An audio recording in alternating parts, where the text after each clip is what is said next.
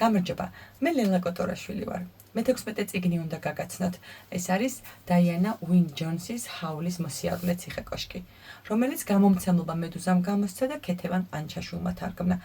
გამომცემლობა მედუზა 2 წელია გამოჩნდა საგამომცემლო სივრცეში და განსაკუთრებით იმ კითხველების გულებით დაიპყრო, რომელთაც უყვართ ფანტასტიკისა და ფენტეზის ჟანრის ლიტერატურა.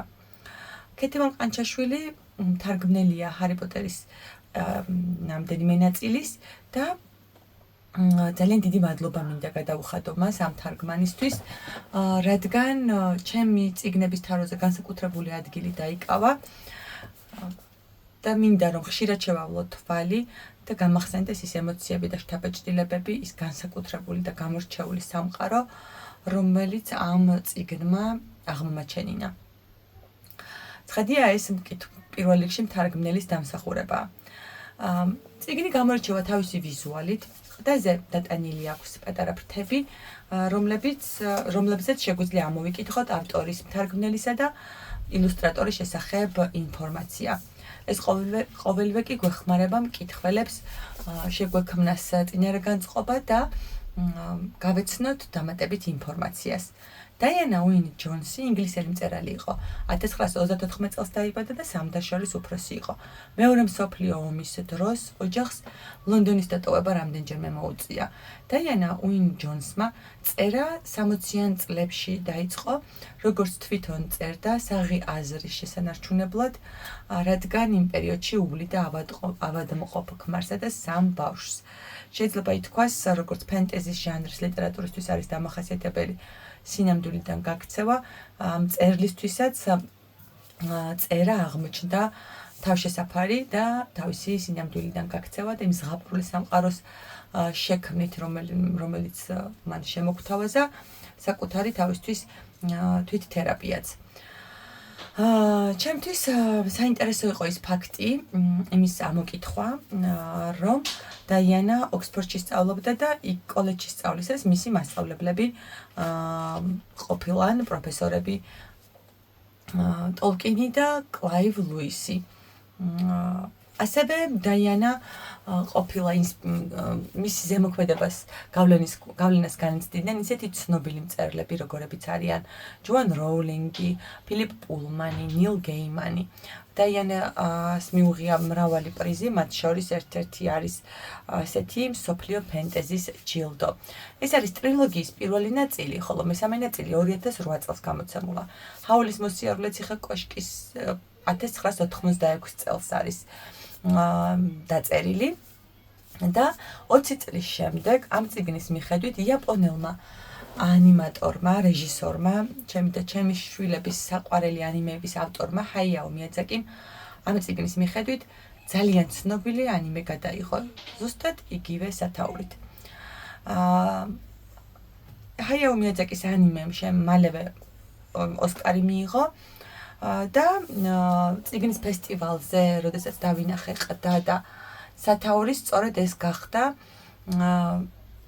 იმის მიზეზი, რომ მეყიდა ეს წიგნი, რადგან მე და ჩემს შვილებს ძალიან გვიყვარს ეს ანიმე.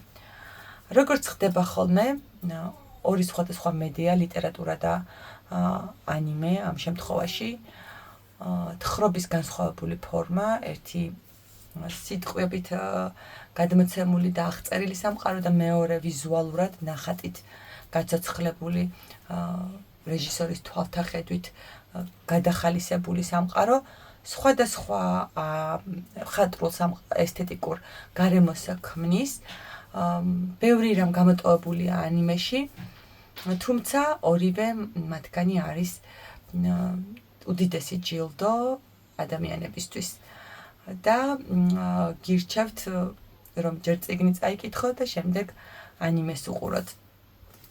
ერთმანეთს შეადაროთ და ისიამოვნოთ. რაც შეეხება ამ წიგნის სიუჟეტს, ავტორმა შემოგთავაზა როგორც ფენტეზის ჟანრს ჩვევია, განსხვავებული სამყარო, ეს არის ანგარის სამეფო, აქ ვითარდება სიუჟეტი, ქალაქ მარკეტ ჩიპინგში, სადაც ცხოვრობს ჰეტერების ოჯახი, მათ ყავთ 3 ქალიშვილი, უფროსი არის სოფი და წიგნის მთავარი პერსონაჟიც, სოფის ყავს ორი და ლეტი და მართა და ის მუშაობს დედინაცulis მაღაზიაში, კერავს ქუდებს და შემდეგ ყიდის. ამ ქალაქში, ამ ქვეყანაში არის ასეთი აზრი გავრცელებული, რომ ოჯახის უფროსი გოგო უიღბლოა და სოფიმაც დაარწმუნა თავისი თავი, რომ უიღბლოა და მოწყენილობისგან აღარ იცის რა გააკეთოს, არ მოსწონს საკუთარი გარეგნობა, თუმცა დიდი პასუხისმგებლობით ეკიდება ქუდების კერვას, მორთვას და დროდადრო ელაპარაკება კიდეც ქუდებს. ერთ დღესაც სოფის მაღაზიაში შემოდის ქალბატონი, რომელიც შემდეგ აღმოჩნდება უდაბნოს ალქაჯი, სოფის მოაჯადოებს, გადააქცევს არ უმხელს რა მიზეზით ჩადის ამ საქციელს, გადააქცევს უდაბნის 90 წლის მოხუც ქალად და უჩინარდება. სოფი მიდის, ტოვებს თავის სახლ-კარს, მაღაზიას და მიდის ბედის საძიებლად. აქედან იწყება მისი თავგადასავალი, რომელიც არის ხიფათებით სავსე, საინტერესო შეხვედრებით და უამრავი ჯადოქრობით. წიგნში შეგხვდებათ ალქაჯები, ჯადოქრები, მოჯადოებული ადამიანები, ნივთები, რომლებიც ლაპარაკობენ, ცეცხლი, რომელსაც კალციფერი ჰქვია და ყველაზე შთამბეჭდავი ეს არის მოსიარულე ციხე-კოშკი. როგორც დამავიწყდა მე თქვა, რომ ამ წიგნის დაწერა შთაუგონებია ერთ ბიჭს, როდესაც ერთ სკოლას ესტუმრა წერალი და ამ ბიჭს უთხოვია ამ წერლისთვის, რომ დაეწერა წიგნი მოსიარულე ციხე-კოშკის შესახებ.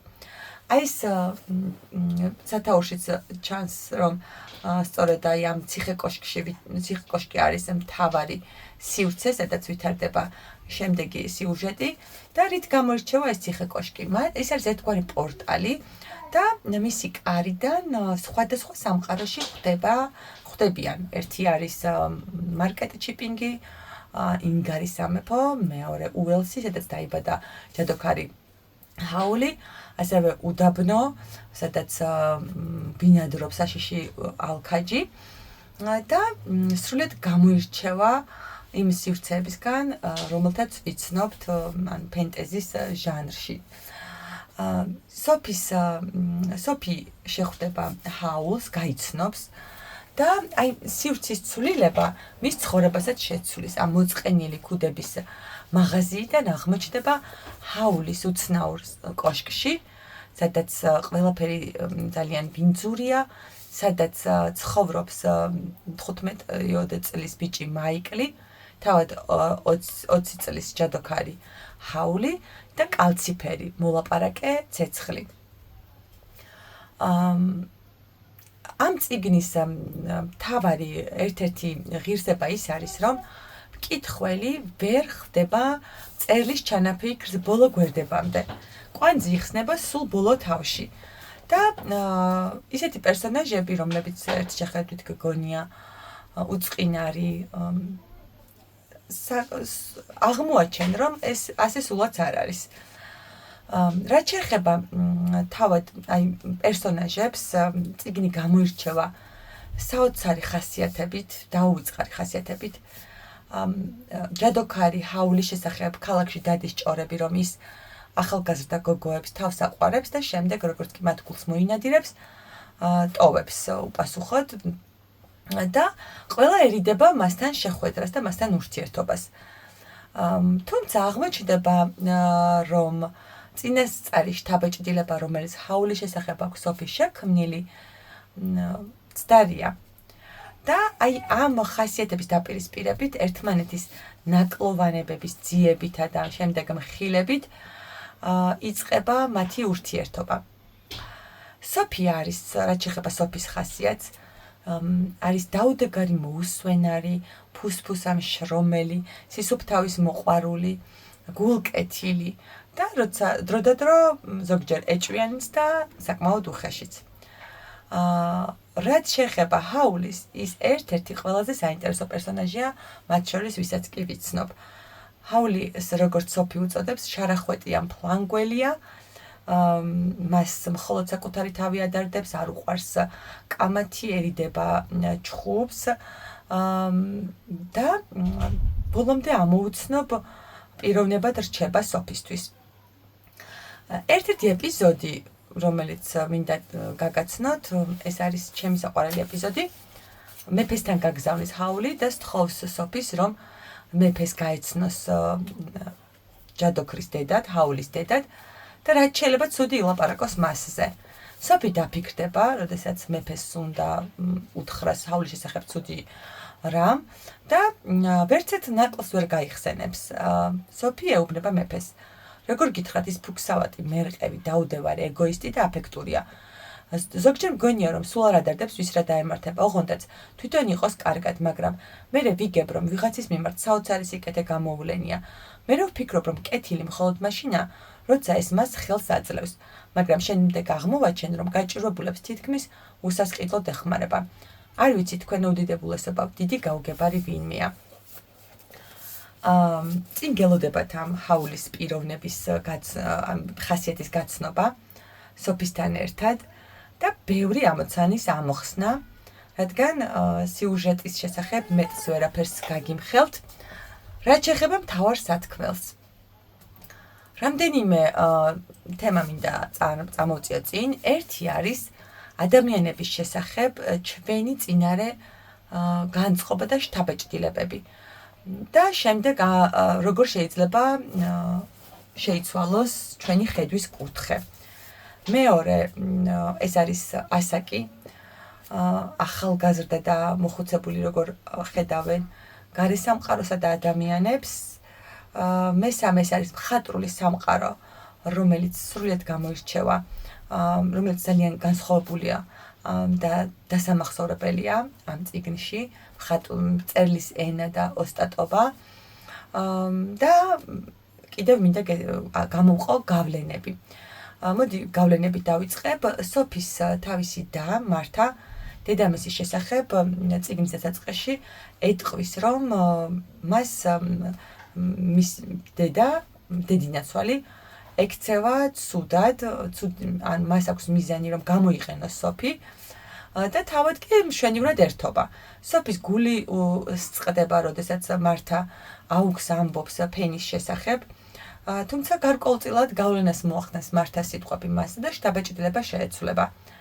აი წიგნის ბოლოს ვითარება იმდენად შემოტრიალდება, რომ სოფი მიხვდება, როგორ არ უნდა ენდოს ხვის ნათქვამს. მოზარდებში ხშირად შემიმჩნევია, როგორი სახიფათოა გავლენები და მასწავლებლებმა ხშირ ბევრს ფიქრობ იმაზე, რა მექანიზმები რა უნდა შევთავაზოთ ბავშვებს, მოზარდებს იმისთვის, რომ გავლენებისგან თავი შორს დაიჭირონ. აირიდონ არასასურველი გავლენები. ეს ალბათ, როგორც ქართულის მასწავლებელი, ჩემთვის მთავარი სამარჯვი შეიძლება იყოს, შეიძლება კი არა და არის მხატვრული ლიტერატურა. როდესაც ვეცნობით პერსონაჟის ცხოვრებას, საკუთარ თავს ვაიგივებთ მასთან და ეს სოფის გამოცდილება, ყურადღების გამახვილება, ფიქრობ მოზარდებსაც დააფიქრებს იმაზე, თუ როგორ უნდა აარიდონ თავი ჭორაობას, სხვაზე ცუდის თქმას, ან როგორ უნდა შეაჩერონ ის, ვინც ამას აკეთებს. ასევე გარეგნობა, როგორ სოფი თავიდან აღიქვავს თავის თავს, ძალიან არ მოსწონს საკუთარი გარეგნობა და როდესაც მოხუცებულის თვალით შეხედავს გარესამყაროს, სირცხვილი ქრება და აი ეს მძაფრი განცდა, მძაფრი სირცხვილი, რომელიც თავს დააწვება ხოლმე მოზარდ გოგოებსა თუ ბიჭებს და ძალიან უკან ხევს მათ განვითარებას ის აზრი, თუ რას ფიქრობს მათზე სხვა, ძალიან კარგად არის წარმოჩენილი ამ წიგნში ასაკის ცვლილებით და ამასთანავე ხედვის პერსპექტივა, როგორ იცვლება, როდესაც ასაკოვანი ადამიანი უყურებს მოვლენებსა და თავის გარშემო მყოფებს სულ სხვაგვარად აღიქვამს, განსხვავებით ახალგაზრდისგან. ხატრული სამყარო, როგორც რამდენჯერმე აღვნიშნე, გამორჩეულია, გულისხმობ მწერლის მიერ გამოყენებულ ხატრულ ხერხად იუმორს და აი იმ დიალოგებს, როდესაც პერსონაჟები ერთმანეთს უმხელენ, თან არ უმხელენ საკუთარ ვინაობას, ქცევის მოტივებს და ეს ყველაფერი ძალიან კარგად არის შენიღბული სხვადასხვა ალუზიით, იუმორით, ხატრული ესთეტიკური გარემოთი, ფენტეზისთვის დამახასიათებელი გამოგონილი, ჩვენი სამყაროსგან გამოგონილი სამყაროთი და ალბათ ამ ყოველივემ მოხიბლა ძალიან ბევრი მწერალი და ჰაიაო მიაძაკი, რადგან მართლაც განსხვავებული ატმოსფეროა შექმნილი დაიანა უინ ჯონს ჰაულის მოსიარულე ციხე კოშკში. ასევე მინდა აღვნიშნო, რომ სოფის სივრცე, როგორც კი იცვლება, ჰაულის მოსიარულე ციხე კოშკში ცხოვრობს მაიკლი, კალციფერი ჰაული და ჯადოქარი ჰაული და სოფი და მათი თანაცხოვრება დგას ხასიათების თავისებურებაზე. ისინი ისე იქცევიან, როგორც სურთ. ერთმანეთზე ზრუნვას სწავლობენ, ერთმანეთს ანიჭებენ თავისუფლებას და შემდეგ უკვე ერთმანეთის დიდ გულშემატკივრებად იქცევიან. აი ეს სივრცე ქმნის ალბათ ამ განსაკუთრებულ ატმოსფეროს, რომელიც უკვე ვახსენე.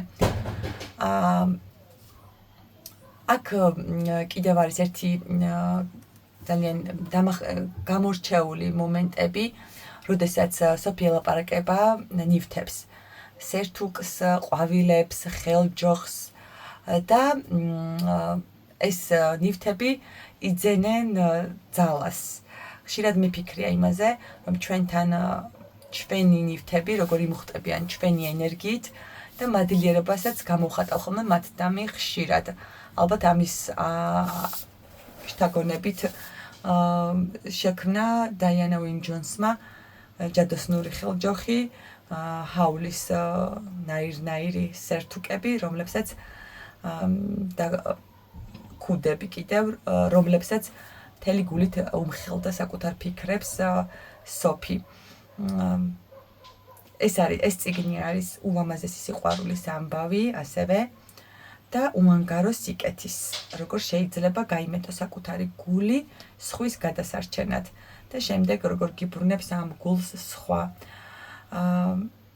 ძალიან დიდი მეგობრობა, სიკეთე, აღმოჩენები, თავგადასავლები, ბედის ძიება, ოჯახის წევრების დაფასება და